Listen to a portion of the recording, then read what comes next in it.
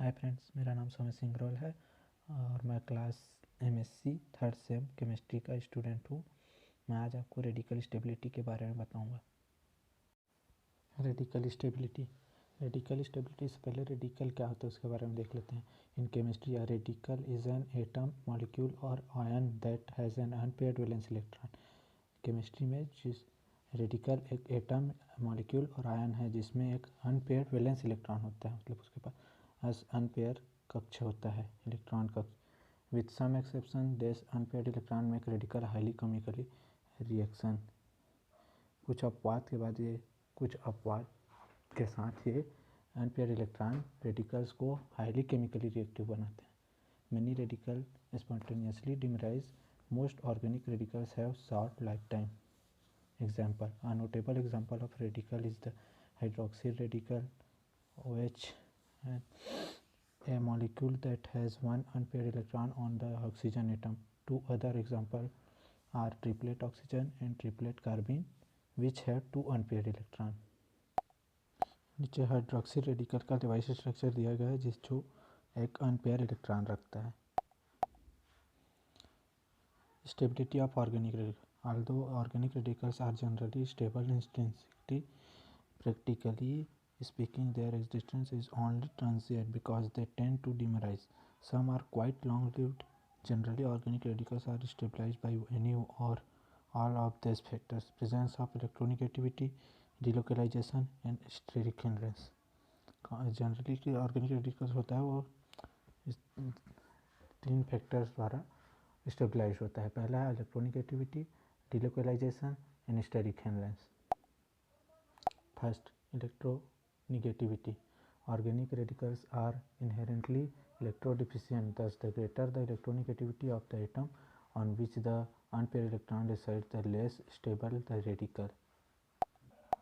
Organic radicals में electron की कमी होती है जिसके कारण उसके एटम्स में इलेक्ट्रोनेगेटिविटी अधिक होती है और अनपेयर इलेक्ट्रॉन के कारण रेडिकल कम स्टेबल हो जाता है। Between carbon, nitrogen and oxygen, for example, carbon is the most stable and oxygen is the least stable. Carbon, nitrogen, oxygen के बीच में कार्बन जो है वो ज़्यादा स्टेबल है और ऑक्सीजन जो है कम स्टेबल है, उदाहरण के लिए। Second, delocalization. The delocalization of electrons across the structure of a radical, also known as its ability to form one or more resonance structure, allow for the electron deficiency to be spread over several atoms, minimizing instability. Delocalization usually occurs in the presence of electron donating groups such as hydroxyl group, OH, ethers, adjacent alkene and amines, or electron withdrawing groups such as carbonyl or cyanide. Both donating groups are withdrawing groups stabilized radicals. अर्थात radical के structure में electron के delocalisation से एक से अधिक resonance structure प्राप्त होता है जिसमें इलेक्ट्रॉन डिफिशियंसी एक से दूसरे एटम्स में, अलग अलग एटम्स में भेजा जाता है जिससे उसकी इनस्टेबिलिटी कम हो जाती है। डिलोकलाइजेशन का इलेक्ट्रॉन डोनेटिंग ग्रुप या इलेक्ट्रॉन विड्रॉइंग ग्रुप के प्रेजेंस में होता है। इलेक्ट्रॉन डोनेटिंग ग्रुप जैसे कि hydroxyl group, ether, adjacent alkenes, amines, और विड्रॉइंग ग्रुप जैसे साइनाइड और कार्बोनिल। जैसे कि दिखाया गया है, टर्सरी रेडिकल सबसे ज़्यादा स्टेबिलिटी रखता है और सेकेंडरी, उसके बाद प्राइमरी, फिर मेथिल, क्योंकि टर्सरी में सबसे ज़्यादा डिलोकलाइजेशन होता है उसका। Third, steric hindrance. More simply, the greater the steric hindrance, the more difficult it is for reaction to take place, and the radical form is favored by default. For example, compare the hydrogen abstract from of N-hydroxypiperidine to the molecule TEMPO or 2266 tetramethylpiperidine 1-yl oxyl is too sterically hindered by the additional methyl group to react, making it stable enough to be sold commercially in its radical form. N-hydroxypiperidine, however, does not have the 4-methyl group to impede the way of reacting molecule, so the structure is unstable.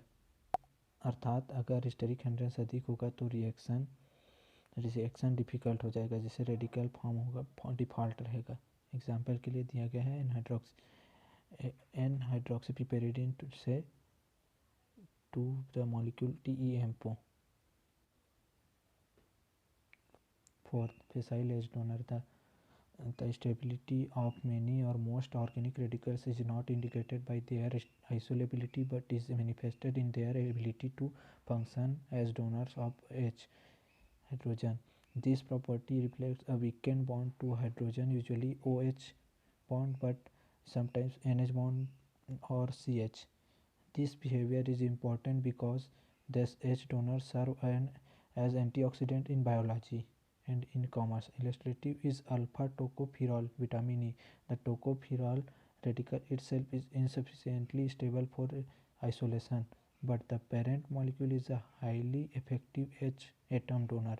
The CH bond is weakened in triphenyl methyl derivatives, so trityl. 2266 tetramethyl oxyl is an example of a robust organic radical. बहुत से element की जो ability होती है वो hydrogen donate करने की होती है। ये जो एबिलिटी होती है वो हाइड्रोजन के बीच जो बॉन्ड होता है वो वीक होता है, उसके कारण होता है। जैसे कि ऑक्सीजन यूजुअली हाइड्रोजन को आसानी से डोनेट करता है, उसी प्रकार कभी कभी नाइट्रोजन भी हाइड्रोजन को डोनेट कर देता है और कार्बन ही हाइड्रोजन को ऐसी आसानी से डोनेट कर देता है। इस बिहेवियर के कारण होता है अपना एच डोनर के कारण जो होता है स्टेबिलिटी जो है गिर जाती है, कम हो जाती है।